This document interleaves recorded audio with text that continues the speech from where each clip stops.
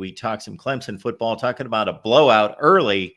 Woo! Last 2 times out for Clemson. We got Jason Priester here from the Clemson Insider. Jason, what's going on today?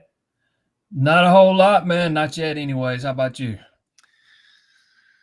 Not too much. We're just getting revved up for the week here, Monday morning. So thanks for dropping by. So Clemson, North Carolina State was one of my 2 games. I can watch 2 games. I can't get to 3. 3 is too many for me to try to figure out. So 2. It's always 2 at noon, 2 at 3:30, 2 primetime. And so Clemson, North Carolina State was one of those 2. Well, one thing was dumb of me. I didn't know that Grayson McCall was out until the game started.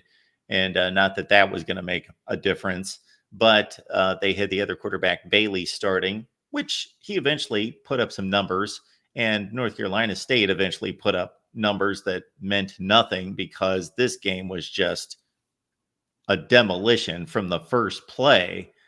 And the week before, well, of course, they had a bye, but the game before against App State, 56 on the board the first half. Now, of course, we're always going to say, okay, well, now we're looking at an NC State team that's not as good as they usually are by any stretch. They look pretty bad. And App State, who's usually competitive with Power 5 teams, they're not good. But Dabo Sweeney, I heard him make the comment that said, no, we believe we've progressed. We've looked back at the Georgia game. We know that we could have played better. We missed a lot of opportunities. We hung with them for a half. So we can always say NC State and App State are not that good, not as good as they usually are, but this Clemson offense has put some things together. Yeah, I remember about a year ago, Clemson had needing, some 4th down conversions to start really pulling away from Charleston Southern, I think it was. I don't care who the opponent is. There is a lot of signs of growth in this offense. They scored 8 consecutive touchdowns to start the game against App State. 4 coming out of the gate against NC State before I got it pulled up right here. Before they finally punted, then they scored three touchdowns on their next 4 possessions. So I mean, there's definitely signs of growth. It starts with that quarterback and that offensive line. That offensive line is just night and day better than it was a year ago, and I think that Klubnik finally, it looks like he's fully trusting in that pass protection. We're seeing him step up in the pocket and make some throws that he was not making, last season. And it's kind of, you could just see the confidence boost, and it's kind of trickled down to the whole offense. I also think getting those freshman wide receivers in there against App State kind of kick-started some things, but they're scoring in a bunch of ways. They've got some guys that they've seen it. They've seen what it looks like. They now know they can do it.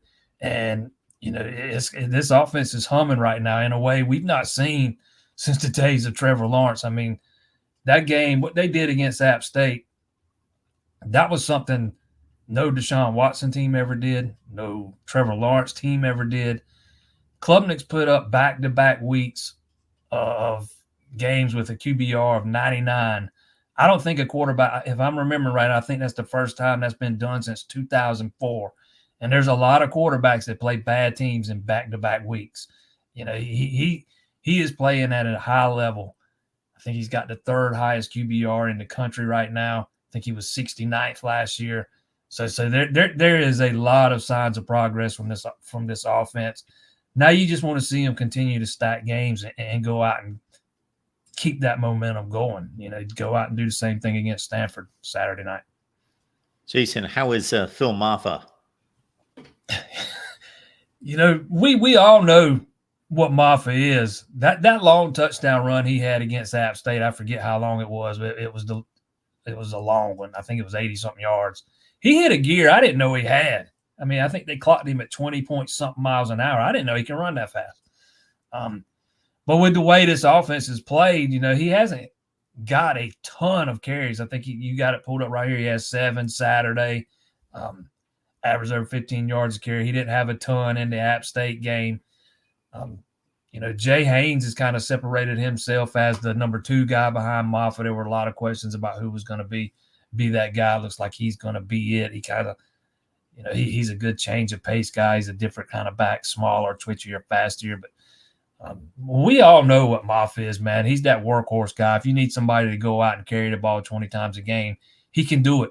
Did leave the game for a few minutes. He got hit. I'm not real sure what happened. Went in the tent for a little while, came back out, went back into the game. So, and had another big run, if I'm remembering right. So all things seem to be pointing in the right direction there. But yeah, I mean, he's that workhorse guy. If you need somebody to go out and carry the ball 15, 20, maybe even 25 times a game, he can do it. I think he had over 30 carries against Notre Dame last year. So if you need him to be that guy, he can be that. Fortunately, Clemson's not needed him to be that yet. That passing game is just so much better than what it was last year, so much better than what it was in week 1, against Georgia. It's amazing. All these people that said, I'll see it when I believe it, they're starting to believe it now. They've seen it a couple of times in a row. We'll see if they can keep it going, though. Yeah, the defense, for anybody just looking at scores, looks like they were in some kind of shootout, but that wasn't the case. It was 45-7 at halftime.